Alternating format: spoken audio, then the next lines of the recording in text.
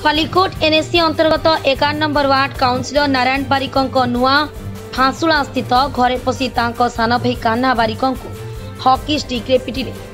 घर आगे 2 राउंड फांका गुली चलाइले। या पूर्व तोटा गाँ छकरी दुकान सम्मुख एक राउंड फांका गुली चलना कर लोकों भयभीत करते। आज राति 8 एमिति आतंक सृष्टि करिसेंती अजଣା युवक। दुर्बृत्तों माड़े आहत होइतिबा कान्हा बारिकों कहि पानुछि। गतकाली तांकु गोटे अजଣା व्यक्ति फोन कॉल करी जीवन रु मारिदेवार धमक देथिले। ए संपर्क में से खलिकोट थाना अभियोग करथिले। परवर्ती समय से यह जानिपारी थाना अभियोग प्रत्याहार करने पई मध्य धमक देथिले।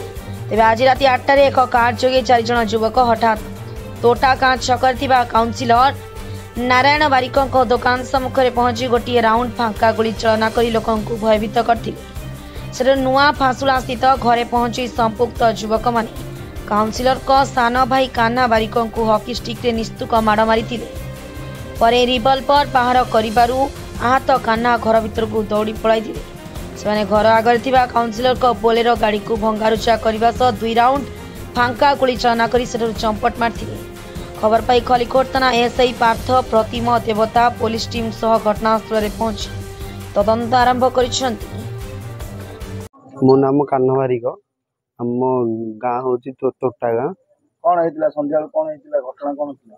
संध्या नहीं काली मते फोन लगे धमक देते मुझे केयर कर मत कहले पद्य पड़ा मु बाकुड़िया कहूँ आ ते डायरेक्ट मारी हाणी करी माँ भौणी मोर सोधिला मुझे किए भाई कौन कौच मुझे चिन्हनी कि मत कौन डायरेक्ट फोन कर गाड़ी कर कहला भी से सत्य से शुणिया ना खाली नष्ट गाड़ी कले ड्रिंक करते नाची साथी आउ किए चिल्ला नाची गाड़ी करते कंटिन्यू गाड़ी कलापर से जिनस काली गोटे 12टा खंडे होगा भी से जिनस आम कि केयर नेलुनु न नेला सका जो सका जो इन्वेस्टिगेशन कलापर इन्वेस्टिगेशन कलापर धरा पड़ा जे सी पदी गुड़ा गोटे गुंडा भाविली जानी शुणला समस्त कले कंप्रोमाइज करदे क्रिमिनाल एमती कहते मुझे कंप्रोमाइज करने कल कल कलापर सी मत कहला ना तो मुझे हाणी तू मत कुछ कहना काली गाड़ी कर तुम गाड़ी गल मुझे गाड़ी कर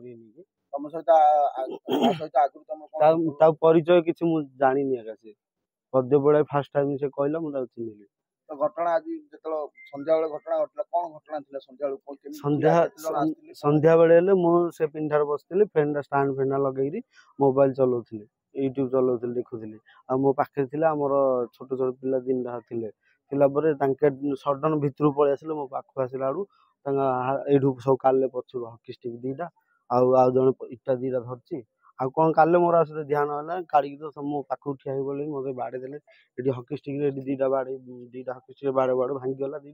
नारायण बारिक तोटा गाँ 11 नंबर काउंसिलर बापा ना वल्लभ बारिक। एक्चुअली सर काली मो सान भाई की फोन आसला अचानक गोटे अन्य नंबर आसला जोटा आम किसी जानिनु से विषय से फोन आसिक डायरेक्ट धमक देले ते मारिदेबू एमती कलु विभिन्न प्रकार गाड़ी गलोज कले गाड़ी गलोज कलापर ताकू डायरेक्ट धमक देले आम ते मारू बोले आम कहलु जे भाई तुम आम कौन दोष कर जो एमती धमक दौरान आप कौन आम दोष कर दोषटा कहतु तापर किसी ना सी कहले आम ते मारवाटा मारू तापर आम जाइलु स्टेशन काली स्टेशन में कहीं नथिले मु आसिक पुणी आज थे फोन कर भूल मागिलु भाई तुम आम कौन जदि भूल करूँ आम क्षमा मागुचु भाई तुम आम कि अनिष्ट करूँ तुमको चिन्हनु कि जानू आम तुम किए आमको कहीं गाड़ी प्रहार कर हरान करना ना मुझे छाड़बी तुमको मारवाटा मारि सेमती कहते आज संध्यारे आसिक गोटे कार आसिक फास्ट मो दुकान पाखे मो दुकान थी से गाड़ीटा स्लो कर देखी मत देखे मु सामान देवा भर देखी पुणी आड़े आसिक गोटे 2टा राउंड मारी सान भाई। ब्रह्मपुर जगन्नाथ साहू का रिपोर्ट टुमाणी टीवी।